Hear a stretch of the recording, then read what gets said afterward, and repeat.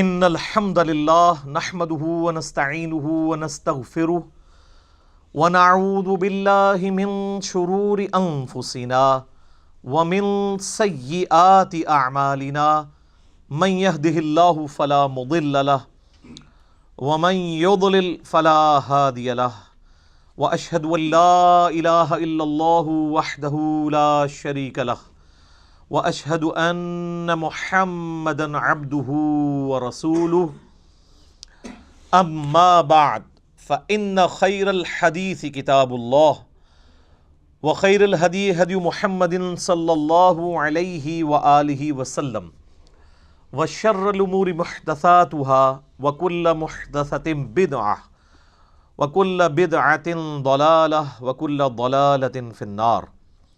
اعوذ باللہ السمیع العلیم من الشیطان الرجیم من ہمزہ ونفخہ ونفثہ بسم اللہ الرحمن الرحیم رب اشرح لی صدری ویسر لی امری واحلل عقدۃ من لسانی یفقہوا قولی.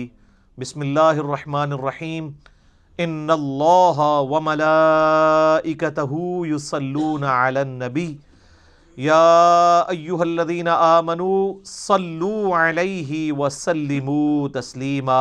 اللہم صلی علی محمد وعلی آل محمد کما صلیت علی ابراہیم وعلی آل ابراہیم انک حمید مجید. اللہم بارک علی محمد وعلی آل محمد کما بارکت علی ابراہیم وعلی آل ابراہیم انک حمید مجید. اللہم ربنا آتنا فی الدنیا حسنة وفی الآخرة حسنة وقنا عذاب النار. ربنا آتنا من لدنک رحمة وہیئ لنا من امرنا رشدا. لا الہ الا انت سبحانک انی کنت من الظالمین. حسبنا اللہ ونعم الوکیل.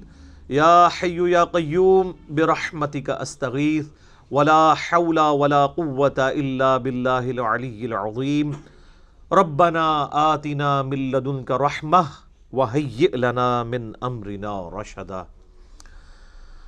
الحمدللہ آج 19 جنوری 2020 کو سنڈے کے دن قرآن کلاس نمبر 13 میں ہم انشاءاللہ تعالی سورۃ البقرہ کی آیت نمبر 43 سے آنورڈ سٹارٹ کریں گے. پچھلی دفعہ آیت نمبر 42 کے اوپر کنکلوڈ ہوئی تھی گفتگو، اور بیسیکلی اللہ تعالیٰ نے علماء یہود کو اس بات کے اوپر ابھارا تھا کہ آپ صلی اللہ علیہ وآلہ وسلم کی بعثت سے پہلے تم لوگ وہ لوگ تھے جو اہل علم تھے، جن کے پاس کتابوں کا علم تھا، اور تمہیں یہ بات معلوم تھی ان پروفیسیز کی وجہ سے جو پیش گوئیاں تورات اور انجیل میں موجود تھیں کہ پیغمبر آخر الزمان صلی اللہ علیہ وآلہ وسلم کی دنیا میں بعثت ہونے والی ہے. تو تم لوگ تو سب سے پہلے کافر نہ بنتے، ہونا تو یہ چاہیے تھا کہ اوس اور خزرج سے پہلے تم لوگ اسلام قبول کرتے، لیکن تم الٹا اسلام کے دشمن بن گئے. اور پھر اللہ تعالیٰ نے ان کی اس بیماری کو بھی ہائی لائٹ کیا کہ اصل وجہ ان کی کیا ہے، اور اصل وجہ ان کی جو بیان ہوئی وہ ان کے علماء ہیں. علماء وہ علماء جو دنیا کے کتے بن چکے ہوئے تھے، دنیا دار بن چکے تھے. اور کتے کی مثال علماء سو کے لیے سورۃ الاعراف کی آیت نمبر 175 اور 176 میں بلعام بن باورہ کے لیے بھی آئی ہے. لہذا یہ کوئی ایسا لفظ نہیں جس کے اوپر کوئی برا منائے. اللہ تعالیٰ نے علماء سو کے لیے کتے کی مثال بیان کی ہے. تو چونکہ وہ اللہ کی آیات کو چند ٹکوں کے عوض بیچتے تھے اور حق کو باطل سے ملاتے تھے، یہ ساری آیات ہم پچھلی دفعہ کور کر چکے. تو پھر اللہ تعالیٰ نے ان کو یعنی ڈانٹتے ہوئے ان کی غلطیوں کو ہائی لائٹ کیا، اور ساتھ ہی ساتھ ان کو اپنا خوف دلایا ہے کہ دنیا کی عارضی زندگی کے پیچھے اپنی آخرت کا سودا نہ کرو. اب اس کا ٹیسٹ ہی تب ہے جب ہم پچھلی آیات کو دوبارہ سے ریپیٹ کریں. آیت نمبر 41 سے صرف ترجمے کو لے کے چلتے ہیں. وَآمِنُوا بِمَا أَنزَلْتُ مُصَدِّقًا لِمَا مَعَكُمْ. اعوذ باللہ من الشیطان الرجیم بسم اللہ الرحمن الرحیم. ویسے اعوذ باللہ جو ہم شروع میں پڑھ لیتا ہوں نا خطبے میں، وہ کافی ہوتی ہے، دوبارہ سے اسے ریپیٹ کرنے کی حاجت نہیں ہے. وَآمِنُوا بِمَا أَنزَلْتُ مُصَدِّقًا لِمَا مَعَكُمْ، اور ایمان لاؤ اس کتاب پر جو تصدیق کرنے والی ہے ان کتابوں کی جو تمہارے پاس ہے۔ دو اعتبار سے تصدیق کر رہی ہے، ایک تو یہ کہہ رہی ہے کہ وہ بھی اللہ کی کتابیں تھی، اور دوسری اس اعتبار سے تصدیق کر رہی ہے کہ ان کتابوں میں آخری پیغمبر کی نشانیاں تھیں، گویا کہ آخری پیغمبر اور قرآن کا آنا تمہاری کتاب کی تصدیق ہے کہ وہ کتاب سچی ہے۔ دونوں اعتبار سے یہ تصدیق کرنے والی ہے۔ وَلَا تَكُونُوا أَوَّلَ كَافِرٍ بِهِ، اس سب سے پہلے تم تو کافر نہ بنو اس کتاب کے اور اس پیغمبر کے صلی اللہ علیہ وآلہ وسلم۔ وَلَا تَشْتَرُوا بِآيَاتِي ثَمَنًا قَلِيلًا، اور ہماری آیات کو چند ٹکوں کے عوض تو نہ بیچو۔ وَإِيَّايَ فَاتَّقُونَ، اور صرف مجھی سے ڈرو۔ خوف خدا کے بغیر کوئی چک ہی نہیں ہے، اس کے بغیر آپ کا قبلہ درست ہی نہیں رہ سکتا۔ وَلَا تَلْبِسُوا الْحَقَّ بِالْبَاطِلِ، اور حق کو باطل کے ساتھ مکس مت کرو۔ وَتَكْتُمُوا الْحَقَّ، اور حق کو چھپاؤ بھی مت۔ وَأَنْتُمْ تَعْلَمُونَ، جبکہ تم جانتے تو ہو کہ یہ وہی پیغمبر ہیں جن کی نشانیاں تورات میں موجود تھیں۔ ظاہر عوام کو تو اس چیز کا آئیڈیا نہیں تھا، یہ اللہ تعالیٰ علماء سے کہہ رہا ہے کہ تم تو پہلے کافر نہ بنو، تم تو حق اور باطل کو مکس نہ کرو جبکہ تم تو جانتے ہو۔ وَأَقِيمُوا الصَّلَاةَ وَآتُوا الزَّكَاةَ وَارْكَعُوا مَعَ الرَّاكِعِينَ، اور نماز کو قائم کرو، زکوٰۃ ادا کرو، اور رکوع کرنے والوں کے ساتھ رکوع کرو، یعنی جماعت کے ساتھ نماز کا اہتمام کرو۔ نماز ظاہر ہے یہودیوں عیسائیوں کے اندر بھی رائج تھی، آج بھی وہ پڑھتے ہیں۔ کئی ایک ارکان تو ہمارے کامن ہیں، آپ یوٹیوب پہ جا کے ان کی نماز کا طریقہ بھی لکھیں تو آپ کو آئیڈیا ہو جائے گا۔ قیام بھی ہے اس میں، یعنی تفسیر میں ایسی روایتیں بھی ملتی ہیں کہ یہودیوں نے رکوع کو سکپ کر دیا ہوا تھا، اس لیے اللہ تعالیٰ نے زور رکوع کے اوپر دیا کہ رکوع کرنے والوں کے ساتھ رکوع کرو، اور دوسرا قول یہ بھی ہے کہ جماعت کے ساتھ نماز کا اہتمام کرنے کا حکم آیا۔ اب دیکھیں دنیا کے عوض دین کو بیچنے کی باری آ رہی ہے تو علماء یہود آگے آگے ہیں۔ آج بھی آپ علماء کا کردار دیکھ سکتے ہیں، یہی ہے۔ اب اس سے بچنے کے لیے اللہ تعالیٰ نے کیا کہا ہے کہ اگر تم نے حق اور باطل کو مکس کرنے سے بچنا ہے، دنیا کا کتا نہیں بننا، آخرت کا طلبگار ہونا ہے، تو اس کے لیے تمہیں تھم رول بتا دیتے ہیں کہ وَأَقِيمُوا الصَّلَاةَ وَآتُوا الزَّكَاةَ وَارْكَعُوا مَعَ الرَّاكِعِينَ، نماز قائم رکھو، اللہ کی راہ میں جیب ڈھیلی کرتے رہو، اور مسلمانوں کی جماعت کے ساتھ رہو۔ یہ تین کام ہے جس کی وجہ سے تم ان ساری بیماریوں سے بچ سکتے ہو۔ چونکہ جب انسان نماز پڑھتا ہے تو نماز خالی پڑھنی تو نہیں ہوتی، نماز تلاوت تو نہیں کرنی ہوتی، نماز کو قائم کرنا ہے، یعنی پوسچرز کے ذریعے بھی، اور نماز پڑھنے کے بعد جب باہر نکلنا ہے تو جس خدا کے ساتھ عہد کیا ہے نماز کے اندر، اس عہد کی پاسداری نماز سے باہر بھی کرنی ہے، اپنے دنیاوی معاملات کے اندر بھی، حقوق اللہ کے معاملات میں بھی، حقوق العباد کے معاملات میں بھی، اخلاقیات کے اندر بھی۔ اور جب انسان جیب ڈھیلی کرتا ہے نا جس ہستی کے لیے، تو اس ہستی کی قدر اور منزلت انسان کے دل میں گھر کرتی ہے، اور جو انسان مال خرچ کر رہا ہوتا ہے، مال اور دنیا کی محبت اس سے نکلتی ہے، کیونکہ اس کو یقین ہوتا ہے کہ میرا رب قیامت والے دن مجھے یہ کئی گنا کر کے لوٹائے گا۔ اور مسلمانوں کی جمعیت کے ساتھ رہنے کا فائدہ یہ ہوتا ہے کہ وتواصوا بالحق اور وتواصوا بالصبر ہوتا ہے۔ اسلام میں جماعتی زندگی کی بڑی اہمیت ہے، اسی لیے تو دیکھیں نا بخاری مسلم دونوں میں حدیث ہے کہ نبی علیہ السلام نے فرمایا کہ اگر ایک خلیفہ کے اوپر متفق ہو جائے امت، تو جو لوگ اس کی مخالفت میں کھڑے ہوں اور کوئی اور شخص اپنی بیعت لینے کی کوشش کرے، اسے قتل کر دو۔ کیوں؟ وہ مسلمانوں کی جماعتی زندگی کو توڑ رہے ہیں۔ اور اسی حدیث کی بنیاد کے اوپر اور سورۃ الحجرات کی جو آیات ہیں کہ مسلمانوں کا کوئی گروہ باغی ہو جائے تو اسے تلوار کے زور پر اطاعت کے اوپر آمادہ کرو، انہی بنیاد کے اوپر تو مولا علی رضی اللہ تعالیٰ عنہ علیہ السلام نے حضرت معاویہ رضی اللہ تعالیٰ عنہ کے خلاف چڑھائی کی تھی جنگ صفین میں، کہ تم مسلمانوں کی جمعیت کو توڑ رہے ہو۔ کئی لوگ سمجھانے والے تھے، لیکن مولا علی چونکہ قرآن کا فہم جانتے تھے، احادیث کو ان سے زیادہ جاننے والا کوئی نہیں تھا، ان کو اس بات کا پتہ تھا کہ اس کا رزلٹ کیا نکلے گا۔ اور دیکھ لیں آج تک امت بھگت رہی ہے نا رزلٹ۔ اس وقت اگر امت نے مولا علی کا ساتھ دیا ہوتا تو ہم یہ جو 1300-1400 سال سے رونا رو رہے ہیں اسلامی حکومت کا، تو حکومت بچ گئی ہوتی۔ تو جماعتی زندگی کی بھی اہمیت ہے۔ اب دیکھیں علماء ہی کے بارے میں آ رہا ہے اتأمرون الناس بالبر، کیا تم لوگوں کو تو نیکی کا حکم دیتے ہو، وتنسون انفسکم، اور اپنی جانوں کو بھول جاتے ہو۔ آپ کو پتہ ہے یہ جو یہودیوں کے پریسٹ تھے یہ یروشلم میں بیٹھ کے لوگوں کو دعوت توحید دیا کرتے تھے، جس چیز کو وہ توحید سمجھتے تھے، اور سودی سارا کاروبار بھی وہی لے کے چل رہے ہوتے تھے۔ اس لیے تو اللہ تعالیٰ نے ان کے اندر منجی بنا کر، ہادی بنا کر، مہدی بنا کر سیدنا عیسیٰ علیہ نبینا علیہ الصلوۃ والسلام کو مبعوث کیا، اور جب انہوں نے یروشلم میں جا کے علماء یہود کے خلاف تقریریں کرنی شروع کی تو یہ یہودی علماء ان کے مخالف ہو گئے، حالانکہ حضرت عیسیٰ علیہ السلام خود بنی اسرائیل سے تھے، یہودی النسل تھے، حضرت عیسیٰ خود یہودی تھے نسلاً۔ چلے ہمارے نبی علیہ السلام تو بنو اسماعیل سے تھے، ان کا انکار تو ان کے پاس کوئی ایک لیم ایکسکیوز موجود تھا، حضرت عیسیٰ علیہ السلام کے انکار کا تو کوئی ان کے پاس جواز نہیں تھا، وہ تو ان کی نسل میں سے تھے۔ لیکن چونکہ حضرت عیسیٰ علیہ السلام نے ان کی غلطیاں ہائی لائٹ کی، کن کی؟ مولویوں کی، ظاہر عوام تو نہیں تھی وہاں پہ، تو انہوں نے کہہ دیا کہ یہ تو دجال ہے، نعوذ باللہ۔ اور وہی لوگ جنہوں نے بچپن میں یعنی شیر خارگی کی عمر میں حضرت عیسیٰ علیہ السلام کا کلام سنا ہوا تھا کہ وہ اللہ کی طرف سے معجزانہ طور پہ پیدا ہوئے، انہوں نے کہنا شروع کر دیا یہ ولد الحرام ہے، ولد الزنا ہے، نعوذ باللہ۔ تو میں اس لیے کہنا مولوی کنی پیڑی شے ہے کہ پیغمبر آ جائے نا تب بھی مولوی بات نہیں مانتا۔ حضرت عیسیٰ علیہ السلام سے بڑھ کے کوئی سمجھا سکتا تھا؟ الٹا ان کے قتل کے فتوے جاری کیے، پھر اللہ تعالیٰ نے حضرت عیسیٰ علیہ السلام کو زندہ آسمانوں پہ اٹھا لیا۔ تو یہ وہی چیز ہے، اور حالت یہ تھی کہ لوگوں کو کہتے تھے نیک بنو اور خود ساری برائیاں کرتے تھے، اپنی جان کو چھوڑ دیتے۔ وَأَنْتُمْ تَتْلُونَ الْكِتَابَ، جبکہ تم خود کتاب کی بھی تلاوت کرتے ہو، تورات کی، اس کے باوجود لوگوں کو کہتے ہو نیک بنو، اپنی جانوں کو بھول جاتے ہو۔ افلا تعقلون، کیا تمہیں عقل بھی نہیں ہے؟ یہ مجھے بتائیں خطاب کس کو ہو رہا ہے؟ کتاب کون پڑھ رہا ہوتا ہے؟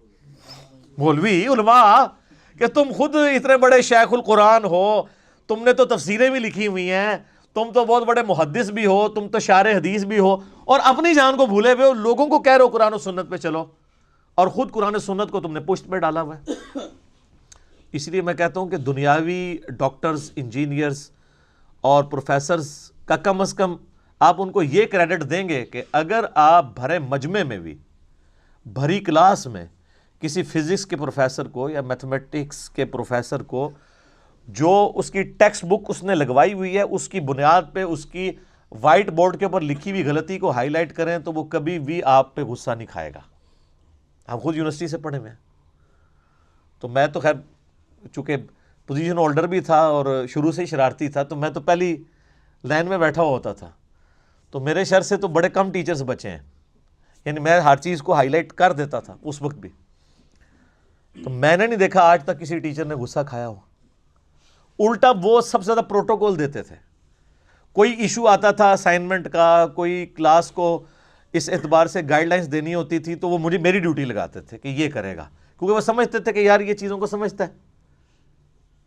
لیکن کیا یہی حوصلہ ہمارے علماء میں موجود ہے کہ وہ بندہ جو ہر جمعے کے خطبے کے بعد چاہے علیحدہ کمرے میں لے جا کے اس عالم کی غلطی نکالے، اور وہ عالم اگلے جمعے میں کہے کہ جی یہ بندہ ہے، باقی تو سارے جھوٹو بیٹھے ہو، اے بندہ میری تقریر صحیح سندا جے، میں نہ ہوں تو یہ کوئی مسئلہ پوچھ لیا کرو، اگر میں نہ ہوں تو اس سے مسئلہ پوچھ لیا کرو، تو کیا خیال ہے ایسا ہوگا؟ تو پھر عزت کس چیز کی آپ اویل کروا رہے ہیں؟ پھر کہتے ہیں دنیاوی ٹیچرز کی عزت ہے، علماء کی کوئی عزت نہیں۔ سر علماء اپنی عزت کروائیں نا، علماء اپنے اندر کوئی ایک خوبی ایسی پیدا کریں جو دنیاوی ٹیچرز کے اندر موجود ہے۔ دنیا سے مراد جسے آپ دنیا سمجھتے ہیں، ہم تو اسے بھی دین کا علم سمجھتے ہیں، کیونکہ ایکوائرڈ نالج ہو یا ریویلڈ نالج دونوں اللہ کی طرف سے۔ وَاسْتَعِینُوا بِالصَّبْرِ وَالصَّلَاةِ، اور اے مولویو، اے علماء یہود، مدد چاہو صبر کے ذریعے اور نماز کے ذریعے اللہ تعالیٰ کی۔ مراد یہ ہے کہ اگر یہ مفلسی کی زندگی ہے تو بجائے پیسے لے کے فتوے دینے کے اور اپنی چودراہٹ قائم کرنے کے، صبر سے کام لے لو، روکھی سکھی کھا لو۔ مدد لینی ہے تو مال کے ذریعے نہیں، صبر کے ذریعے، والصلاۃ، اور نماز کے ذریعے۔ نماز پڑھو گے اللہ پہ یقین بڑھے گا تو دنیا سے یقین اٹھے گا۔ صبر اور نماز کے بغیر آپ کو دنیا کو 3 طلاقیں دینا ناممکن ہو جائے گا، بہت مشکل کام ہے۔ تو اللہ تعالیٰ نے علماء یہود کو کہا کہ اگر تم نے اللہ کا راستہ اختیار کرنا ہے پھر تمہیں صبر کرنا پڑے گا، پھر جدادیں تو نہیں بنے گی۔ ظاہر ہے کہ وہ اپنی اپنی مسندوں پہ بیٹھے ہوئے تھے۔ نبی علیہ السلام جب ہجرت کر کے مدینہ شریف آئے تو یہودیوں کے قلعے تھے، ان میں وہی سب کچھ کرتے دھرتے تھے۔ آپ ذرا ایک لمحے کے لیے امیجن کریں اگر وہ یہودی اسلام قبول کر لیتے تو ان علماء یہود کا کیا سٹیٹس ہونا تھا؟ نبی علیہ السلام جو ہے وہ لیڈر ہونے تھے، ٹھیک ہے۔ تو انہوں نے کہا کہ بھی نبی علیہ السلام لیڈر ہوں گے، کل کو کوئی چندہ ہوگا وہ نبی علیہ السلام کے بیت المال میں جائے گا تو ہماری تو سٹیٹس ہی ختم ہو جائے گا۔ تو ان ساری چیزوں کے اوپر چیک کیا ہو سکتا ہے کہ آپ روکھی سکھی کھا کے اپنی آخرت کا سودا تو نہ کرو۔ جو سورہ توبہ میں آیا کہ اللہ تعالیٰ نے مومنین کی جانیں اور مال جنت کے بدلے میں خرید لی ہیں۔ خوشخبری ہو تمہارے لیے ایسی بیعت کے اوپر کہ تم نے اپنا جان اور مال اللہ کو بیچ کے ہمیشہ کی جنت اس سے لے لی ہے۔ تو یہ تو صبر والا ہوگا نا، وَتَوَاصَوْا بِالْحَقِّ وَتَوَاصَوْا بِالصَّبْرِ۔ تو مدد چاہنی ہے نا تو صبر و نماز کے ذریعے اللہ کی مدد چاہو۔ اچھا یہ ہمارے جو بریلوی اور شیعہ علماء جو ہے نا ان کے آپ علمی لیول دیکھ لیں، وہ یہ آیات پڑھ کے نا غیر اللہ کی مدد ثابت کر رہے ہوتے ہیں۔ محمد دوستوں کو لینا دینا اس دا کسی چیز دا۔ اچھا ان سے کہیں وَاسْتَعِینُوا بِالصَّبْرِ، کہتے ہیں جی غیر اللہ سے مدد جائز ہے، قرآن میں ہے صبر سے مدد چاہو نماز سے۔ تو میں نے تو آج تک کسی شیعہ کی مسجد میں یا بریلویوں کی مسجد میں المدد یا نماز المدد یا صبر تو نہیں دیکھا۔ کوئی کسی نے دیکھا؟ دیکھ لو۔ تو وہ ان کو بھی شرم آئے گی یہ ترجمہ کرتے ہیں، وہ کہیں گے نہیں مطلب یہ ہے کہ جو صبر کرتا ہے نماز پڑھتا ہے اللہ اس کی مدد کرتا ہے۔ تو یہی مطلب تو ہم کہہ رہے ہیں، المدد یا نماز المدد یا صبر نہیں ہے، کہانیاں کرواتے ہیں۔ اور جو اس کی اصل روح تھی وہ تو کچھ اور تھی۔ اس سے جو ہے وہ یا علی مدد یا شیخ عبد القادر جیلانی مدد ثابت کرنا نہیں تھا، بلکہ اس کا مقصد یہ تھا کہ تمہیں دنیا کا کتا بننے سے بچایا جائے، دنیا کے پیچھے اپنی آخرت برباد نہ کرو۔ اور اللہ نے ساتھ ہی اپنا ایک فتویٰ بھی دے دیا ہے، بڑا گاڑا فتویٰ، وَإِنَّهَا لَكَبِيرَةٌ، اور بے شک یہ بڑا مشکل کام ہے۔ کون سا؟ صبر کرنا اور نماز پڑھنا، یہ بڑا ہی مشکل کام ہے۔ إِلَّا عَلَى الْخَاشِعِينَ، ہاں سوائے ان لوگوں کے لیے جن کے اندر کوئی خوف خدا ہے نا، خشیت، وہی دنیا کے کتے بننے سے بچ سکتے ہیں، ورنہ بڑا اوکھا کام جے۔ اچھا جس کو اللہ کہہ رہا ہے بڑا ہی اوکھا جے کرنا، تو کوئی شک نہ رہ گیا، اور واقعی پریکٹیکلی نظر بھی آ رہا ہے کہ سارے ہی اس راستے پہ چل پڑے ہیں۔ لاکھوں میں ایک بھی ڈھونڈنے سے مشکل سے ملتا ہے جس نے دنیا کو 3 طلاقیں دی ہوئی ہوں۔ بلکہ ہم نے تو دیکھا ہے جو بندہ دین کے معاملات میں یعنی انٹر ہوتا ہے نا تو ماشاءاللہ اللہ کا فضل ہو جاتا ہے اس کے اوپر۔ مدرسے میں وہ سائیکل پہ آتا ہے، 3 سال بعد اس کے نیچے گاڑی بھی ہوتی ہے، اللہ کا فضل۔ وہ تو یہی کہتے ہیں نا، اللہ کا فضل۔ اللہ نے فرمایا کہ یہ بڑا مشکل کام ہے، جو صرف خوف خدا رکھنے والے ہیں نا وہ یہ کر سکتے ہیں کہ سبسسٹنس لیول کے اوپر لائف گزارے۔ اور یہ اتنا مشکل کام ہے کہ اس امت میں سب سے زیادہ کامل الایمان کون لوگ تھے؟ صحابہ اور اہل بیت۔ اس زمانے میں بھی دیکھ لیں، آپ کو پتہ ہے سیدنا علی کی مخالفت کی اصل وجہ یہی تھی کہ حضرت علی درویش انسان تھے، فقر کی زندگی گزارنے والے تھے۔ تو سیدنا علی کی خلافت کبھی بھی ایسے لوگوں کو ہضم نہیں ہو سکتی تھی جو دنیاوی منفعت کو بھی ساتھ لے کر چلنا چاہتے ہوں، اسی لیے ان کی مخالفت پہ اتر آئے۔ اس کے لیے سامنے تو کوئی اور بہانہ رکھا جاتا ہے نا، سامنے تو ہو سکتا ہے پاناما لیک آ جائے، کوئی آف شور کمپنی آ جائے، اصل بات کچھ اور ہوتی ہے اندر۔ سامنے جو ایجنڈا ہوتا ہے وہ ایسا ہوتا ہے جسے پبلک کو سیٹل کیا جائے۔ یہ میں ایک دنیاوی طور پہ ایک مثال دے رہا ہوں، میری کسی کے ساتھ کوئی ہمدردی نہیں ہے۔ میں کہتا ہوں آف شور کمپنی جس کی بھی نکلی ہے نا، وہ گورنمنٹ میں بھی لوگ بیٹھے ہوئے ہیں، نیب نے ان کے کیس بھی خارج کر دیے ہیں، آپ کے سامنے ہی ہے۔ ایک ہمارے پرائم منسٹر صاحب کے بڑے قریبی دوست ہیں، نیب نے 1 سال کے بعد کہا نہیں جی شواہد نہیں ملے، انہی شواہد کی بنیاد پہ ایک پرائم منسٹر فارغ کیا ہوا تھا۔ تو اس کا مطلب ہے پرائم منسٹر کو فارغ کرنا اصل مقصد تھا، اس کے لیے سامنے کوئی اور چیز لائی جاتی ہے۔ یہاں پہ بھی سامنے کچھ اور لایا جاتا ہے، اصل زندگی یہ تھی کہ درویشی کی زندگی مولا علی کے ساتھ کون، اس لیے مولا علی خلافت لینے سے انکار کیا تھا. انہوں نے کہا تھا میں اگر خلیفہ بنا تو پھر عدل ہوگا، عدل نہیں ہوگا تو میں پھر گوشہ نشینی اختیار کروں گا. تو پھر دیکھیں عدل تو پھر عزم نہیں ہوتا نا. انہا لکبیرۃ، بڑا ہی اوکھا کام ہے. یہ پنجابی میں یہ ترجمہ ہوگا، سوائے انہاں لوگوں نے جڑے اللہ کو ڈر جان. اور اللہ نے ان کی نشانی بھی بتا دی ہے. کون ہے وہ لوگ؟ الذین یظنون انہم ملاقو ربہم، وہ لوگ جنہیں یہ یقین ہے کہ انہیں مر کے اپنے رب سے ملاقات کرنی ہے. وانہم الیہ راجعون، اور یہ کہ انہیں لوٹ کر اپنے رب کے پاس ہی جانا ہے، دنیا میں ہمیشہ نہیں رہنا. ایک تو دنیا کی زندگی عارضی، دوسرا اپنے رب سے ملاقات کرنی ہے. اللہ تعالیٰ تو پھر اکاؤنٹیبل ٹھہرا لے گا کہ ہاں جی جواب دے. جس کے اندر یہ موجود ہے نا خوبی، وہی صبر کرے گا دنیا میں روکھی سوکھی کے اوپر، اور کوئی نہیں صبر کرے گا. تو آپ دیکھ لیں پھر لوگوں کو صبر تو کوئی نصیب نہیں ہے. آپ اسلام آباد میں آ جائیں، آپ مساجد کے سارے مکتب فکر کی مسجدیں، بلکہ میں کہتا ہوں مسلمانوں کو چھوڑ دیں، جو گرجے بنے ہوئے اسلام آباد میں، ان کے پادریوں کے بھی اگر آپ کچے چٹے ان لوگوں سے پوچھیں گے یہ لوگ کون تھے، تو وہ آپ کو بتائیں گے تو ان کے تو پلے کوئی شے نہیں تھی. ادھر آئے، شفٹ ہوئے، چندہ بک ہتھیائی، اور اس کے بعد اب ان کے وہاں پہ ان کی گاڑی ڈرائیور رکھے ہوئے ہیں. آپ اسلام آباد میں آپ کو سینکڑوں مسجدیں ملیں گی جن کے امام مساجد کی تنخواہیں تو آپ کو 15,000 یا 20,000 ہوں گی حد، اور خطیب کی 25,000، اس سے زیادہ نہیں. لیکن اس نے ہونڈا سیوک بھی رکھی ہوگی، ڈرائیور بھی رکھا ہوگا. یہ $25,000 کی بات نہیں ہو رہی، پاک روپیز کی بات ہو رہی ہے. 10,000 15,000 20,000 میں کوئی گاڑی ڈرائیور رکھ سکتا ہے؟ تو اللہ کا فضل ہے. یہ وہی فضل ہے جو ہمارے پولیٹیشنز کے اوپر بھی ہے. ہمارے فلمی ایکٹرز کی بھی جب نئی فلم آتی ہے کہتے ہیں ماشاءاللہ آ گئی ہے، انشاءاللہ کامیاب ہو جائے گی. الحمدللہ پچھلی بھی کامیاب ہوئی تھی.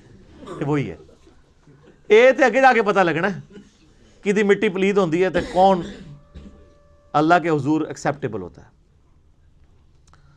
اللہ تعالیٰ ہمارے گناہوں پہ پردہ رکھے اور اپنی طرف رجوع لانے کی توفیق عطا فرمائے. وما علینا الا البلاغ، ہمارا کام تو پہنچانا ہے، کسی کو برا لگے یا اچھا لگے. تو جو اپنے رب سے ملاقات کا امیدوار ہے اور اس کو پتہ ہے کہ میں نے لوٹ کے جانا ہے، وہ بندہ اس کی لائف پھر صحیح گزرے گی. اچھا، ابھی یہ آپ دیکھیں کہ یہ کس طریقے سے علماء یہود کی کلاس لی جا رہی ہے. آپ اس کو یہ سمجھیں کہ اگر نبی علیہ السلام کے بعد کوئی نبی آنا ہوتا تو اس امت کے بارے میں اس کتاب کے اندر جو کچھ آنا تھا نا کہ تسی یہ کیتا، تسی یہ کیتا، تواڈے مولوی نے یہ کیتا، اے آیا ہوا جے.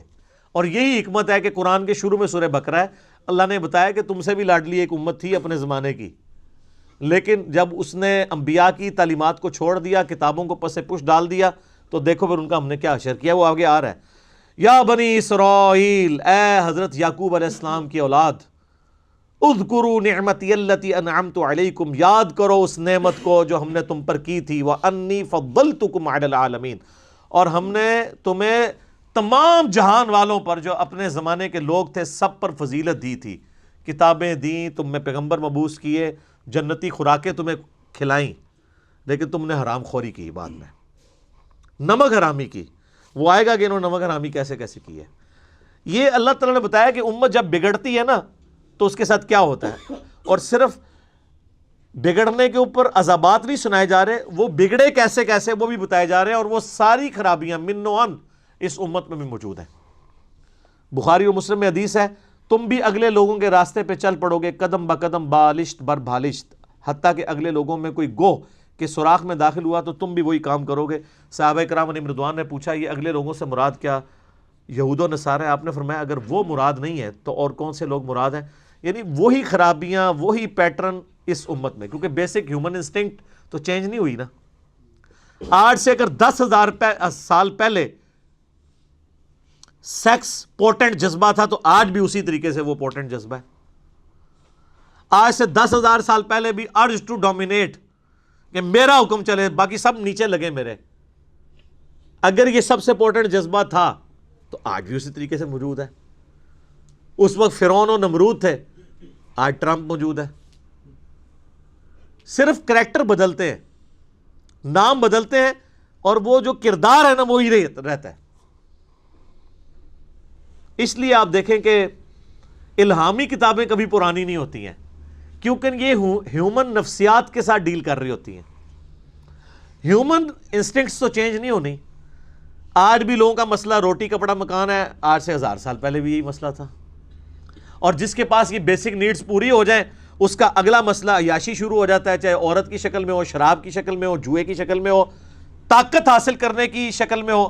یہ آج سے 1000 سال پہلے بھی تھا، آج بھی ہے. یہی وجہ ہے کہ الہامی کتابیں کبھی پرانی نہیں ہوتی، یہ ہمیشہ ہر زمانے کے لیے ایپلیکیبل ہوتی ہیں، کیونکہ ہیومن انسٹنکٹ تو وہی رہنی ہے نا، انسان تو وہی ہے نا، کوئی نئی مخلوق تو آگے بات نہیں ہوگی نا. وَاتَّقُوا يَوْمًا لَا تَجْزِي نَفْسٌ عَن نَفْسٍ شَيْئًا، اور ڈر جاؤ اس دن سے کہ جس دن کسی شخص سے کوئی شخص کسی دوسری جان کا بدلہ نہیں دے سکتا. یہاں پہ لوگ کہتے ہیں نا جی آپ ہمارے مرید ہو جائیں، ہم خود آپ کے گناہوں کا بوجھ اٹھا لیں گے، اللہ سے بخشوا لیں گے. اللہ فرماتا ہے قیامت کے دن سے ڈر جاؤ جس دن کوئی شخص دوسرے کا بدلہ نہیں ہو سکتا. حتیٰ کہ بخاری مسلم میں حدیث ہے، سیدہ فاطمہ جنتی عورتوں کی سردار ہے، اور بخاری اور مسلم میں موجود ہے سیدہ عائشہ سے سیدہ فاطمہ سلام اللہ علیہا جنتی عورتوں کی سردار ہے. اور بخاری اور مسلم میں موجود ہے کہ سیدہ فاطمہ سے نبی علیہ السلام نے فرمایا اے میری بیٹی فاطمہ، میرے مال سے جو کچھ لینا ہے نا وہ لے لے، وہ تو اس کا مالک تو میں ہوں، لیکن آخرت کے دن اگر اللہ نے تجھے پکڑ لیا تیرے اعمال کے سبب تو میں تیرے کچھ کام نہیں آؤں گا. تو قرآن میں لکھا ہوا ہے.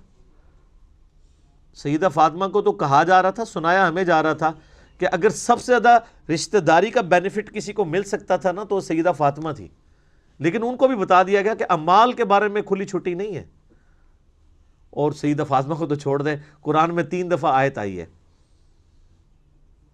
نبی علیہ السلام کے بارے میں، سورۃ الانعام کے اندر، سورہ الزمر کے اندر، سورہ یونس کے اندر. قل انی اخاف ان عصیت ربی عذاب یوم عظیم. اے نبی تم فرماؤ کہ مجھے خود ڈر ہے اس بات کا کہ اگر میں نے بھی اپنے رب کی نافرمانی کی تو بڑے دن کا عذاب مجھے بھی آ پکڑے گا. سر مجھے بتائیں آپ کا اور میرا رب اس سے زیادہ کس لیول پہ آ کے آپ کو سمجھائے؟ نبی علیہ السلام سے بڑھ کے کسی کا مرتبہ ہے؟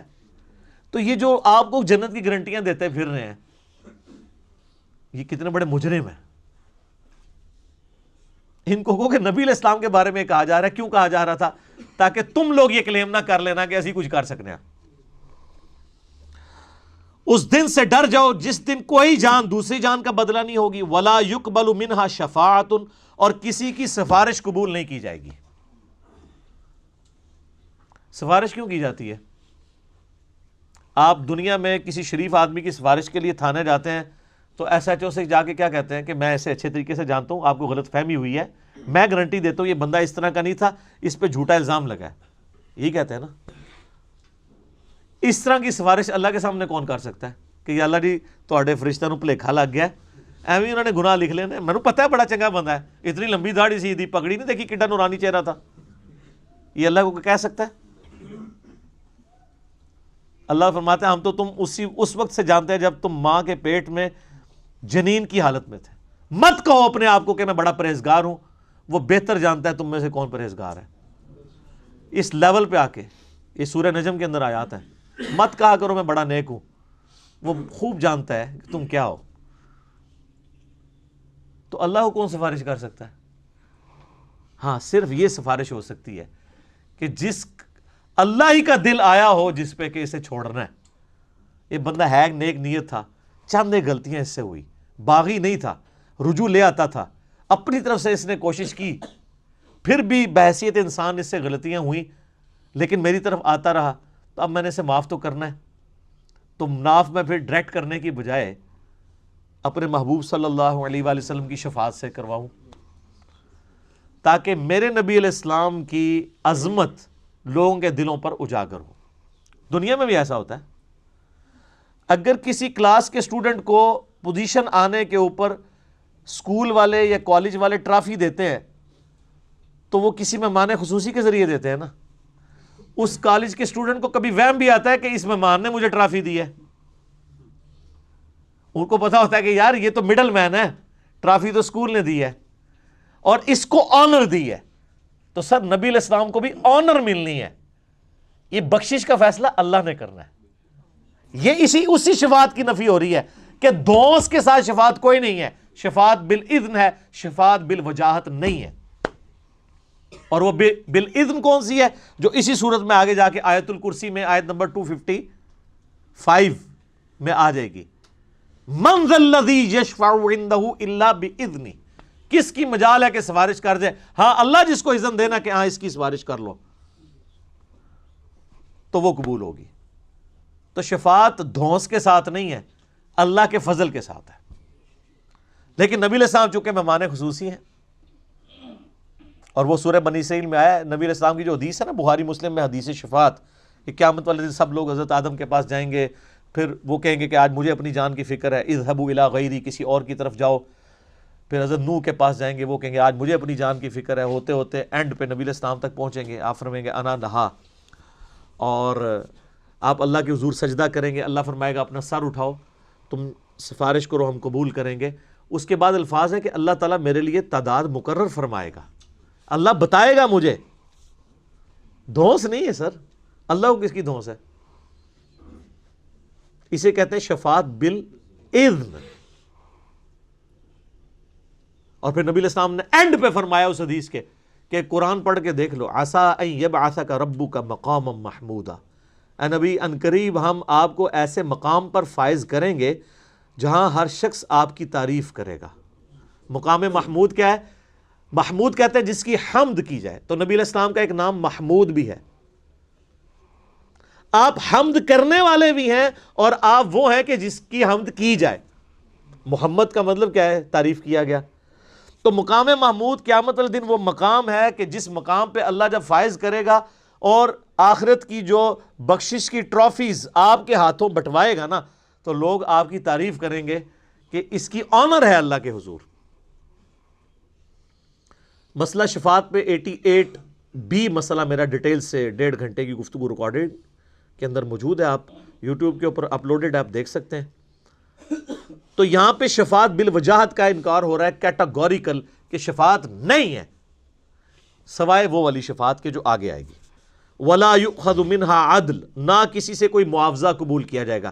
یہ دنیا میں رشوت کر کے آپ چھوٹ سکتے ہیں نا, اللہ کو رشوت دے سکتا ہے؟ قرآن میں آگے چل کے آئے گا کہ اگر کوئی پوری زمین کے برابر سونا بھی دے دینا عذاب سے چھوٹنے کے لیے, کچھ نہیں کر سکتا. ولا هم ينصرون, اور نہ اس کی کوئی مدد کر سکے گا. لو جی, ایک آیت جڑی ہے نا سورۃ البقرہ کی آیت نمبر 28, آپ کے انڈیا, پاکستان, بنگلہ دیش کے بالخصوص اور باقی پوری امت مسلمہ کے بالعموم عقائد کو پیسیفک اوشن میں پھینک دیتی ہے. ڈر جاؤ اس دن سے, لا تجزی نفس عن نفس شیئا, جب کوئی جان کسی دوسرے جان کا بدلہ نہیں دے سکتی. ولا یقبل منہا شفاعہ, نہ کوئی دھونس کے ساتھ شفاعت کر سکتا ہے. ولا یؤخذ منہا عدل, نہ کسی سے کوئی معاوضہ قبول کیا جائے گا. ولا ہم ینصرون, اور نہ کوئی کسی کا مددگار بن سکے گا. 4 چیزوں کا انکار آ گیا. اونٹ پیر تو اڑے کتنے گئے؟ تو بےچارے آپ کو ٹھیک ہی تو کہتے ہیں, آپ کیوں نہیں مانتے کہ قرآن حدیث ڈائریکٹ نہیں پڑھنا گمراہ ہو جاؤ گے؟ بالکل ٹھیک کہہ رہے ہوتے ہیں. ان کی ڈاکٹرن میں آپ گمراہ ہو جائیں گے اور قرآن کی ڈاکٹرن میں ہدایت پہ آ جائیں گے. یہ بھی سورۃ الاعراف میں آیت آئے گی کہ جس کا گیئر الٹا لگ جائے, اللہ تعالیٰ فرماتا ہے اس کو ہدایت کا راستہ گمراہی نظر آتی ہے, گمراہی کا راستہ ہدایت نظر آتی ہے. اور اللہ سے ڈر جائیں اس معاملے میں کہ کسی شخص کو گمراہی ہدایت نظر آنا شروع ہو جائے اور ہدایت گمراہی. اور اسی چیز کو قرآن حکیم میں کئی جگہ کہا گیا ہے, شیطان نے ان کے برے اعمال ان کی نظروں میں سنوار دیے. اور یہ بڑا خطرناک معاملہ ہوتا ہے جب کہ شیطان انسان کو نیکی کے کام کروانا شروع کر دے نیکی کے نام کے اوپر, حالانکہ وہ ہو برائی کے کام. سلطانہ ڈاکو, بڑے اسمگلر, بڑے بڑے پراپرٹی ڈیلرز لوگوں کی زمینیں ہتھیا کے 1 لاکھ بندے کا دسترخوان چلا رہے. تو شیطان نے ان کے برے اعمال ان کی نظر میں سنوار دی. ان کو یہ حرام کا پیسہ کمانا نظر نہیں آ رہا, ان کو نظر آ رہا ہے کہ یار ہم اتنے غریبوں کو کھانا کھلا رہے ہیں. اچھا, یہ دنیا میں اس کی تعریف ہوگی, اللہ کے ہاں 0 سے ملٹیپلائی ہے. اللہ کو دونس نہیں ہے نا. یہ روب تو آپ پہ چل سکتا ہے نا, اللہ کے لیے کوئی روب ہے کسی بندے نے 1 لاکھ کو کھلایا؟ سر جو روزانہ لاکھوں ویل مچھلیوں کو کھانا کھلا رہا ہے پیسیفک کے اندر اور اٹلانٹک کے اندر, جو ایک چھوٹے ویل مچھلی کی جو ایک وقت کی خوراک 500 کلو گوشت ہے, آدھا ٹن ایک وقت کا چھوٹی ویل کھاتی ہے, جو ملینز آف ٹن گوشت لاکھوں ویلوں کو روزانہ کھلاتا ہے, اس کے سامنے 1 لاکھ کا دسترخوان تو ایک ویل مچھلی سے پورا ہو جاتا ہے. اس کو کوئی یہ کہے گا کہ جی میں 1 لاکھ بندے کو کھانا کھواتا تھا, اور کہاں سے کھلاتا تھا؟ اس کے دیے ہوئے میں سے, جو اللہ نے اس کو دینا تھا لیکن اس نے حرام کے طریقے سے لوٹا. مرنے سے پہلے اے مسلمان کر لے اس پہ غور, کتابوں کا خدا اور ہے, بابوں کا خدا اور. سر قرآن کی ہر آیت کے بعد جیسے ایک گول دائرہ ڈلا ہوا ہے نا, ایک چھوٹا سا سٹیرک لگا کے نا سائڈ پہ یہ شعر لکھ دیا جائے اردو کے اندر, کم از کم پنچ کرے آپ کے دماغ کو. اور میں کہتا ہوں کہ سوائے سعودیہ کے اور عرب ملکوں کے کسی ملک میں قرآن بغیر ترجمے کے چھاپنا حرام ہونا چاہیے. یہ گورنمنٹ کا کام ہے. آپ کیوں لوگوں کو طوطا بنانا چاہتے ہیں؟ اگر ہمارے آئین میں یہ شک داخل ہو جاتی, میں نے کئی دفعہ ہائی لائٹ کی ہے 73 کے, کہ پاکستان میں صرف عربی میں قرآن نہیں چھاپ سکتا. صرف عربی میں قرآن چھاپنے کا مطلب کیا ہے؟ آپ لوگوں کو یہ بتا رہے ہیں کہ صرف عربی پڑھنی ہے, یہی بتانا چاہ رہے ہیں نا. تو کتنا بڑا ظلم کر رہے ہیں. قرآن اس لیے نازل ہوا ہے, کہتے ہیں دنیا میں سب سے زیادہ پڑھی جانے والی کتاب قرآن ہے, لیکن اس کا جو سائملٹینیس کنٹراسٹ ہے کہ دنیا میں سب سے زیادہ بغیر سمجھ کے پڑھی جانے والی کتاب کون سی ہے؟ قرآن. یہ اتنا بڑا تماچا ہے اس امت کے منہ کے اوپر. تو قرآن انڈیا, پاکستان, بنگلہ دیش کے اندر, رشیا کے اندر, ایران کے اندر بغیر ان کی نیٹو لینگویج کے ترجمے کے چھپنا ہی نہیں چاہیے. بلکہ گورنمنٹ کا کام ہے کہ صرف عربی میں جو قرآن چھپے ہوئے یہ ریٹریو کریں مسجدوں سے, اور اس کی بجائے وہ رکھیں. کتنا خرچہ ہو جاتا ہے. سعودیہ والے دیکھیں نا, جو بندہ حج عمرے پہ جاتا ہے, حج والوں کو تو وہ ایٹ لیسٹ قرآن پاک ایک ان کی زبان میں دیتے ہیں. چائنیز آئے ہوئے ہیں تو چائنیز کو چائنیز لینگویج میں دیں گے, ملائی لینگویج میں دیں گے ملیشینز کو, پاکستانیوں کو اردو ترجمے والا دیتے ہیں. ہماری گورنمنٹ نہیں کر سکتی, کوئی خرچہ نہیں ہے. ایک مسجد میں کتنے قرآن زیادہ رکھے ہوتے ہیں؟ 15-20, اس سے زیادہ نہیں ہوتے. 15-20 قرآن تو ایک محلے میں لوگ خود خرید کے وہاں پہ رکھ سکتے ہیں ترجمے والے. صرف گورنمنٹ اس کے اوپر چلان کرنا شروع کر دے کہ بغیر ترجمے والا قرآن جس کی مسجد سے ملا اور مولوی وہ اندر کریں گے. اچھا سر, یہ اناؤنسمنٹ ہونا تو آپ دیکھیے گا سب سے زیادہ مخالفت کون کریں گے؟ کیوں؟ علماء تو ٹھیکیدار ہیں. علماء کو تو خوش ہونا چاہیے کہ لوگ, وہ تو کہتے ہیں ہم اسلام کی خدمت کے لیے بیٹھے ہیں, یہ اسلام کی خدمت ہی ہے ترجمے والا قرآن ہو. ان کو پیڑ کیوں ہوگی, تکلیف کیوں ہوگی؟ اڈا بند ہو جائے گا, اور ان کو یہ پتہ چل جائے گا بھی قرآن میں یہ کچھ انہوں نے پڑھ لیا کہ یہ مولوی رام خوری کرتے رہے ہو. کہیں گے دیکھو ساڑھے مولوی صاحب تسی بھی تو وہی کر رہے ہو نا, سانو تو اسی ممبر تے چڑھ کے ہے کہندے ہو, اور خود آپ اپنی جان کو بلائے بیٹھے ہوئے ہیں, اور یہ پرانے کام آپ نے بھی شروع کیے ہوئے ہیں. تو پھر ہر گلی سے, ہر مسجد سے انجینئرز نکلیں گے. تو اس ڈر سے وہ کبھی بھی یہ نہیں ہونے دیں گے. لیکن ہمت نہیں ہارنی چاہیے. میں کہتا ہوں جس کا جدھر انفلوئنس ہے نا, عربی والے قرآن نہیں نکال سکتے, کم از کم اگر 10 عربی والے ہیں تو 10 اردو ترجمے والے وہاں رکھ دیں. کل کو کوئی, اور اردو اور ترجمے والے قرآن کے ساتھ سب سے بڑا مسئلہ یہ ہے کہ یہ غلاف میں لپیٹے ہوئے ہوتے ہیں. وہ ویسے ہی نہیں کو کھولتا, کون اینج کر کے کھولے پھر اینج کر کے بند کرے. غلافوں کے, غلاف تو دشمن ہے قرآن کے, غلاف نہیں ہونے چاہیے. ہاں سامنے شیشہ لگا ہو, اچھی الماریاں بنی ہوئی ہوں, ڈسٹ پروف ہوں. قرآن کے اوپر غلاف کا کیا تک لگتا ہے؟ آپ خود مجھے بتائیں نا, 2 قرآن پڑھے ہو, ایک غلاف میں اور بغیر غلاف کے, آپ غلاف والے کو ہاتھ لگائیں گے؟ اتنا ٹائم کس کے پاس ہے یار؟ لیکن سعودیہ میں آپ دیکھیں نا, خصوصاً حرمین کے اندر میں نے دیکھا ہے, کمال کام کیا ہوا ان لوگوں نے.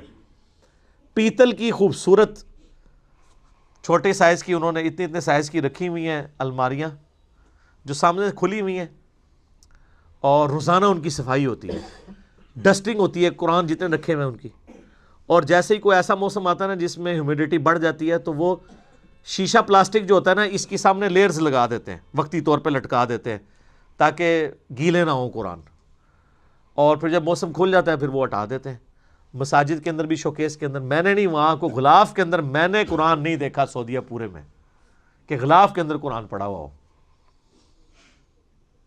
تو بالکل صحیح اپروچ ہے۔ اور آپ اس لیے عربیوں کو دیکھیں گے، عربی قرآن بہت زیادہ پڑھتے ہیں۔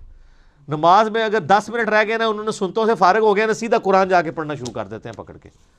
یہ خیر لادہ بات ہے کہ پھر وہ مس ہینڈل بھی کرتے ہیں کہ جماعت کھڑی ہوئی ہے تو وہیں ایسے رکھ دیتے ہیں، بعض کا جوتیوں کے ساتھ ہی رکھ دیتے ہیں، یہ اس مس ہینڈلنگ لادہ بات ہے۔ لیکن قرآن یہ چاند ایک جس طرح جاہل گوار یہاں موجود ہے وہاں بھی موجود ہیں، لیکن اوورال قرآن کے ساتھ جو ان کا شغف ہے نا، ظاہر ہے ان کی اپنی زبان کے اندر ہے، وہ نظر آتا ہے۔ باقی پریکٹیکلی اگر آپ کہیں کہ ان کی زندگی میں کوئی فرق پڑا ہوا ہے تو وہ تو اسی وقت پڑے گا نا جب قرآن جو ہے وہ کبھی فزکس کی کتاب چومنے سے یا صرف تلاوت کرنے سے فزکس نہیں آپ کو آئے گی جب تک آپ اس کو سمجھیں گے نہیں۔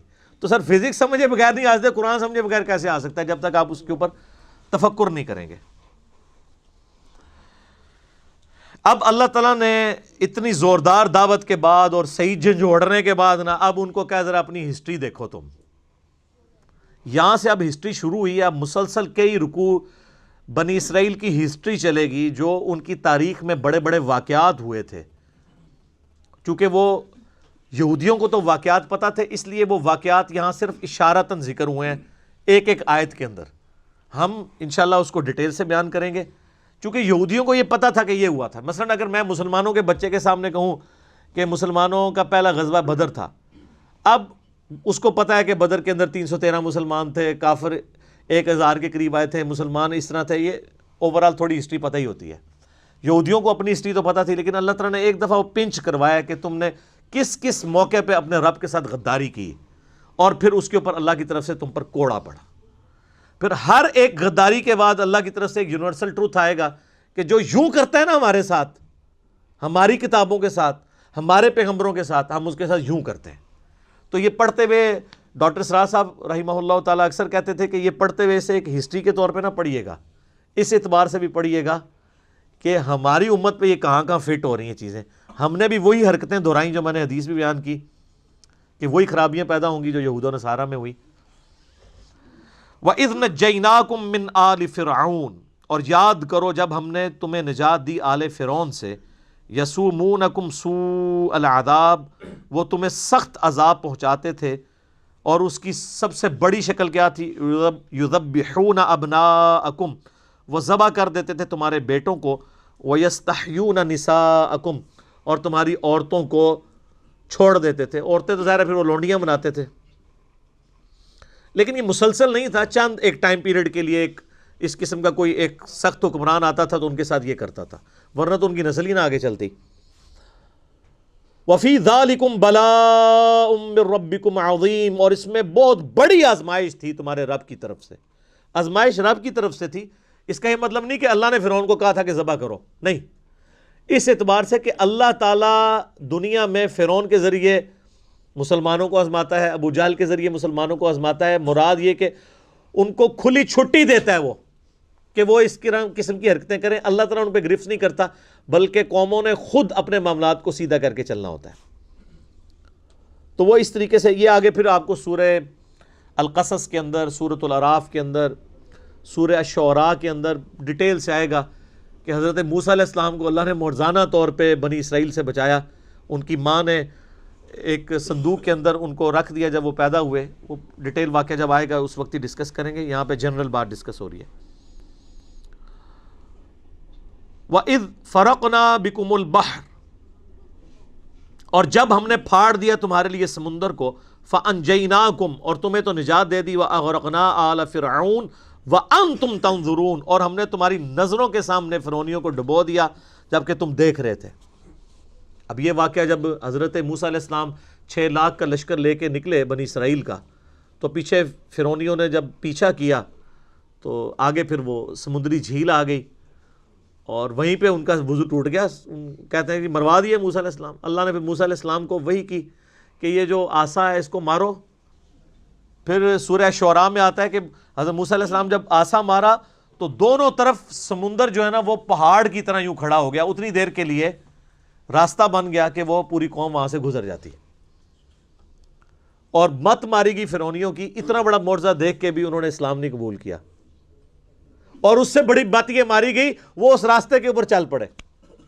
جب سینٹر میں پہنچے تو وہ اللہ نے وہ پانی کو حکم دیا، مل گیا، اور وہیں پہ پھر قرآن پاک میں الفاظ ہیں کہ سورہ یونس کے اندر بھی آتا ہے اور سورتوں کے اندر بھی، کہ وہاں پہ اس نے پھر اعلان کیا کہ میں ایمان لاتا ہوں موسیٰ اور ہارون کے رب پہ، بنی اسرائیل کے رب پہ، لیکن اللہ نے فرمایا آن، اب لے کے آیا ایمان، اب قبول نہیں ہے، نزع کے عالم میں ایمان قبول نہیں۔ جامعہ ترمذی میں حدیث ہے موت کے غرغرے سے پہلے کسی کا دین قبول ہے، اس کے بعد قبول نہیں ہے، کیونکہ موت دیکھنے کے بعد تو اب ریورس تو ہونا نہیں ہے۔ اس وقت وہ بھی ایمان لے آیا تھا، لیکن اس کا ایمان لانا اس کو نفع مند نہ ہوا۔ تو اللہ تعالیٰ فرماتا ہے کہ اتنا بڑا منظر ہم نے تمہیں دکھایا، تمہارے سامنے تمہارے بزرگوں کو، یعنی انہوں نے خود یہ منظر دیکھا کہ ان کو نجات دی اللہ تعالیٰ نے فرعون کے مقابلے کے اوپر، اور غرق کر دیا فرعونیوں کو۔ اتنا بڑا منظر دیکھ کے تو ہونا چاہیے تھا تم اپنے رب کی تعلیمات کے اوپر استقامت کے ساتھ چلتے، پیغمبر کی پیروی صحیح طریقے سے کرتے، لیکن تم نے کوئی پرواہ نہیں کی۔ اس کے بعد پھر تم نے وہی حرکتیں شروع کر دی۔ وَإِذْ وَاعَدْنَا مُوسَىٰ 40 لَيْلَةً، اور یاد کرو وہ وقت جب ہم نے موسیٰ علیہ السلام سے 40 راتوں کا وعدہ کیا تھا کوہ طور پہ، یعنی انہیں بلایا اپنے پاس کیونکہ تورات دینی تھی۔ ثُمَّ اتَّخَذْتُمُ الْعِجْلَ مِن بَعْدِهِ وَأَنْتُمْ ظَالِمُونَ، اور ان کے جانے کے بعد تم نے بچھڑے کی پوجا شروع کر دی، اتنے بڑے ظالم تم ہوئے۔ یعنی ابھی تم نے اللہ کی قدرت کا اتنا بڑا معجزہ دیکھا کہ فرعونیوں کو سمندر میں غرق کیا گیا اور تمہیں نجات ملی، اور تم موسیٰ علیہ السلام 40 دن کے لیے گئے، 70,000 یہودیوں نے بچھڑے کو رب مان لیا، شرک شروع کر دیا۔ یعنی ایسی عجیب و غریب قوم۔ اچھا، یہ سمندر کے بارے میں بھی بعض لوگ کہتے ہیں یہ یعنی دریائے نیل عبور کیا۔ دریائے نیل تو مصر کے اندر سے گزرتا ہے، یہ مصر سے نکل کے بیت المقدس کی طرف، یروشلم کی طرف جا رہے تھے، راستے میں صحرائے سینا پڑتا ہے، تو بیسیکلی ایک سمندری جھیل تھی جو راستے میں حائل تھی جس کو عبور کیا تھا۔ اور یہ کئی ایک سمندری جھیلیں جو ہے نا وہ صحرائے سینا سے یوں اویلیبل ہیں، اور انہی سمندری جھیلوں کو جگہ جگہ سے بیچ میں خشکی والے حصے ریموو کر کے نا نہر سوئز بنائی گئی تھی، جو لائف لائن ہے آپ سمجھ لیں مصر کی، جس طرح ہم سی پیک کے لیے کہتے ہیں اللہ کرے کامیاب ہو جائے، تو یہ پاکستان کے لیے $4 بلین تو سال کا صرف ان کو گزرنے کا کرایہ مل جایا کرے گا، اور اتنا ہی ہمارے بجٹ کا خسارہ ہوتا ہے، اور اس کے علاوہ جو کمائی ہے وہ الگ سے۔ تو مصر کی پوری اکانومی نہر سوئز کے اوپر ڈیپینڈنٹ ہے، اسی لیے پتہ ہے اسرائیل کے ساتھ جنگ بھی ان کی ہوئی تھی، اور وہ نہر سوئز پہ قبضہ کرنے کی کوشش کی تھی اسرائیل نے۔ اس وقت انہوں نے جان داڑھ کی بازی لگا کے اپنی شہرک بچا لی، لیکن پاکستان اپنی شہرک نہیں بچا سکا، یعنی کشمیر۔ مصر والوں نے اپنی شہرک بچائی ہوئی ہے، اسرائیل جبکہ اتنا بڑا بدماش تھا 67 میں پوری عرب دنیا کو اس نے شکست دے دی، لیکن مصر نے نہر سوئز ان سے واپس لے لی تھی۔ پوری اکانومی اسی کو ڈیپینڈنٹ ہے ساری۔ آپ پتہ یہ نہر سوئز نہ ہو تو یہ تجارت کا زمان جو ہے یہ 30-40 گنا بڑھ جائے، کیونکہ پورے کا پورا افریقہ کراس کر کے آپ کو یہاں پہ آنا پڑے۔ یہ بیچ میں سے شارٹ کٹ ہے، ہزاروں کلومیٹر کا شارٹ کٹ ہے جو چند کلومیٹرز کے اوپر ہے۔ تو بیسیکلی پرانے زمانے میں لوگ کس طرح ان کو یہ ٹریک پتا تھا، لیکن وہ مشکل تھا کیونکہ بیچ میں سمندری جھیلیں آتی تھیں، پھر خشکی پہ پھر جھیل۔ تو یہ پھر گوروں نے، جب برٹش کی حکومت آئی، انہوں نے پھر اس کو ان ساری سمندری جھیلیں جو تھیں نا بیچ میں جو خشکی کے پیچ تھے ان کو توڑ توڑ کے اس طریقے سے پوری ایک نہر سوئز بنا دی۔ اس کے اوپر میرا یوٹیوب پہ ایک کلپ بھی ہے، یہودیوں پر عذاب کیوں آیا، اور وہی انہی میں سے ہی ایک جھیل تھی جس کے اوپر وہ جو ہے وہ ہفتے والے دن شکار والا مسئلہ اصحاب سبت کا ہوا تھا۔ تو اس میں نے اس ویڈیو کلپ کے اندر ہم نے نہر سوئز کی تصویر بھی لگائی ہوئی ہے ایریل ویو سے، گوگل میپ کے ذریعے اوریجنل۔ تو یہ اس کو انہوں نے کراس کیا تھا۔ اس کے بعد جب کوہ طور پہ گئے، پیچھے وہ بچھڑے، اب اس کی پوری ڈیٹیل بھی آگے آئے گی، سامری جادوگر نے کیا یہ حرکت کی تھی۔ اس نے حضرت جبرائیل علیہ السلام کے پاؤں کا نشان دیکھ لیا تھا، اس سے مٹی اٹھا کے ڈالی، اس نے ایک زیورات کو پگھلا کے بچڑا بنایا تھا اس کے اندر، اور اس میں سے آواز نکلنا شروع ہوئی تو وہ اس کے پیچھے ہی لگ گئے، ٹھیک ہے، بغیر کسی تحقیق کے. حالانکہ 40 موسیٰ علیہ السلام فوت نہیں ہوئے، 40 دن کے لیے گئے، پیچھے قوم نے کام ڈال دیا. اب اس کے پھر سزا کیا بھگتنی پڑی وہ آپ ذرا دیکھیں کتنی خطرناک سزا تھی ان کے لیے. ثم عفونا عنکم، اس کے بعد ہم نے تم سے درگزر کیا، من بعد ذالک، اس اتنے بڑے جرم کے بعد کہ تم نے بچڑے کو خدا بنا لیا تھا، لعلکم تشکرون، تاکہ تم اب شکر گزار بندے بن جاؤ. وَإِذْ آتَيْنَا مُوسَى الْكِتَابَ وَالْفُرْقَانَ، اور جب ہم نے عطا کی موسیٰ علیہ السلام کو کتاب اور حق اور باطل میں تمیز کرنے والی یعنی تورات، لعلکم تہتدون، تاکہ تم سیدھی راستے پہ چلو. تو یعنی وہ اسی دوران حضرت موسیٰ علیہ السلام کو تورات لے کے وہ واپس آئے. اب جب واپس آئے تو ظاہر ہے کہ پھر جب قوم نے اتنا بڑا کام ڈالا ہوا تھا، اللہ نے وہیں پہ بتا دیا موسیٰ علیہ السلام کو کہ تیری قوم کو ہم نے پیچھے آزما لیا ہے، 70,000 لوگ مرتد ہو چکے ہیں. وَإِذْ قَالَ مُوسَىٰ لِقَوْمِهِ، پھر اس وقت موسیٰ علیہ السلام نے اپنی قوم سے کہا، یا قوم، اے میری قوم، انکم ظلمتم انفسکم، دیکھو تم نے اپنی جانوں پہ بہت بڑا ظلم کر لیا ہے، باتخاذکم العجل، بچڑے کو خدا مان کر، فتوبوا الی بارئکم، فوراً توبہ کرو اپنے رب کی طرف. اے توبہ خالی کھلی نہیں سر، بڑی اوکھی توبہ. توبہ استغفار کی تسبیح نہیں، تسبیح تو کہتے ہیں سر پوری زندگی ایسے ایسی نیت کر لینا.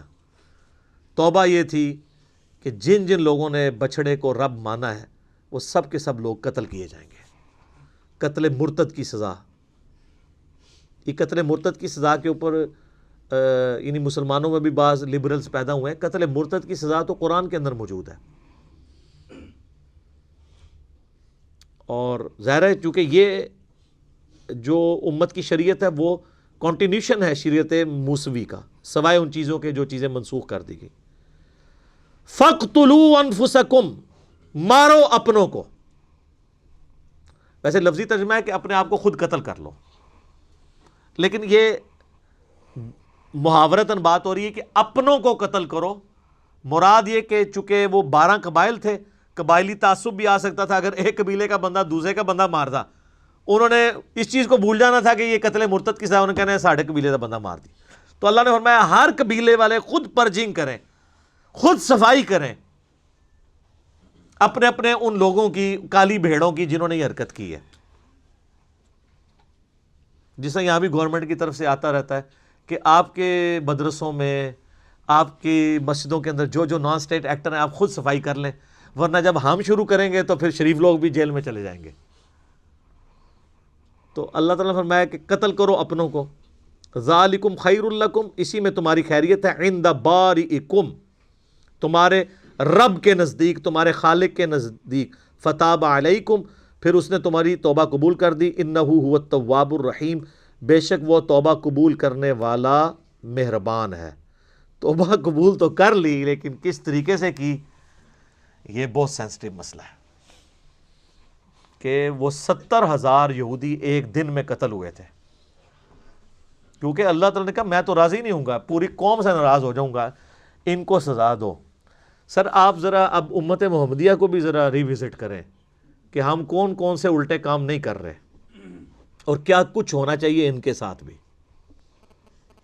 جو نبی علیہ السلام کی دعاؤں کی برکت سے معاملہ مؤخر ہو گیا ہے، ٹلا نہیں ہے، مؤخر ہو گیا آخرت کے لیے. ورنہ وہ ساری برائیاں، جن برائیوں کے اوپر اللہ تعالیٰ نے یہود و نصارہ کو قرآن حکیم میں ڈانٹ ڈپٹ کی ہے، اس سے زیادہ ورسٹ فارم میں اس امت کے اندر آ چکی ہوئی ہے. لیکن نبی علیہ السلام کی دعائیں ہیں کہ میری امت کے اوپر اس دنیا میں اس طرح کا کوئی عذاب نہ آئے کہ ان کے ساتھ ایسا معاملہ ہو. آخرت والا معاملہ تو پھر اللہ نے رکھا ہوا ہے. یہاں پہ بھی دیکھ لیں کہ اللہ تعالیٰ نے ان کو، اچھا یہ آپ تو کہتے ہیں جی اللہ تعالیٰ تو ماں سے بھی زیادہ محبت کرنے والا ہے. کوئی ماں 70,000 بچے ایک دن میں اپنے قتل کروا سکتی ہے؟ اور یہ جو نصارہ بھی ہمیں کہانی کراتے ہیں گاڈ از آل لونگ، وہ کہتے ہیں مسلمانوں کا خدا بڑا ڈڈ ہے، عیسائیوں کا خدا تو سب سے محبت کرتا ہے. تو سر یہ تو عیسائی بھی اس ہسٹری کو مانتے ہیں، تورات کو تو کرسچنس بھی مانتے ہیں، جوز بھی مانتے ہیں. کیا ان کو نہیں پتا یہ پرجنگ کس طرح اللہ نے کی تھی ان کی؟ 70,000 لوگ. اللہ تعالیٰ کے کوئی احساسات نہیں ہے کہ وہ مغلوب ہو جائے اپنے احساسات سے. میں بار بار جو آپ کو یہ کہہ رہا ہوں کہ اللہ تعالیٰ بڑا ڈاڈا ہے. یہ ہاں وہ غفور رحیم اس کے لیے ہے جو توبہ کر کے اپنی اصلاح کر لے. میرا ایک یوٹیوب پہ کلپ بھی ہے اللہ کی رحمت کے ذریعے دھوکہ. جو لوگ کہہ رہے ہوتے ہیں نور جی اللہ بڑا معاف کرنے والا ہے, یہ کس کو بتا رہے ہیں آپ؟ اللہ کو بتا رہے ہیں کہ اللہ تو بڑا معاف کرنے والا ہے, سانو اپنا کام کرن دے. کس کو بتا رہے ہیں؟ قرآن میں نے چیلنج کیا کوئی ایک آیت ایسی نہیں ہے جس میں اللہ تعالیٰ, یہ دیکھیں یہ انہ هو التواب الرحیم تو آپ پڑھ لیں گے کہ بے شک توبہ قبول کرنے والا مہربان ہے. تو پیچھے کہ توبہ کی قبول کی تھی اسے اور نہیں پڑھنا کہ خالی غفور الرحیم ہی پڑھنا ہے. پورے قرآن میں کہیں یہ رحمت کی آیات اس طرح نہیں آئی ہیں کہ ایبسولوٹلی آئی ہوں کہ جو مرضی کرو, نہیں. جہاں بھی آئے توبہ کی, اصلاح کی, سدھر گیا پھر ہم معاف کر دیں گے. تو پھر مجھے کہنے دینا مرنے سے پہلے اے مسلمان کر لے اس پہ غور, کتابوں کا خدا اور ہے بابوں کا خدا اور. باقی انشاءاللہ اگلی دفعہ اللہ تعالیٰ سے دعا ہے جو حق بات میں نے کہی اللہ تعالیٰ ہمارے دلوں میں راسخ فرمائے. اگر جذبات میں میرے منہ سے کوئی غلط بات نکل گئی تو اللہ تعالیٰ ہمارے دلوں سے ہی معاف کر دے. ہمیں کتاب و سنت کی تعلیمات پر عمل کر کے دوسرے بھائیوں تک پہنچانے کی توفیق عطا فرمائے. سبحانک اللہم و بحمدک اشہد ان لا الہ الا انت استغفرک و اتوب الیک. صلاۃ بر محمد و آل محمد. اللہم صلی علی محمد و علی آل محمد کما صلیت علی ابراہیم و علی آل ابراہیم انک حمید مجید. اللہم بارک علی محمد و علی آل محمد کما بارکت علی ابراہیم و علی آل ابراہیم انک حمید مجید. سبحانک اللہم و بحمدک اشہد ان لا الہ الا انت استغفرک و اتوب الیک وما علینا الا البلاغ المبین. جزاکم اللہ خیرا.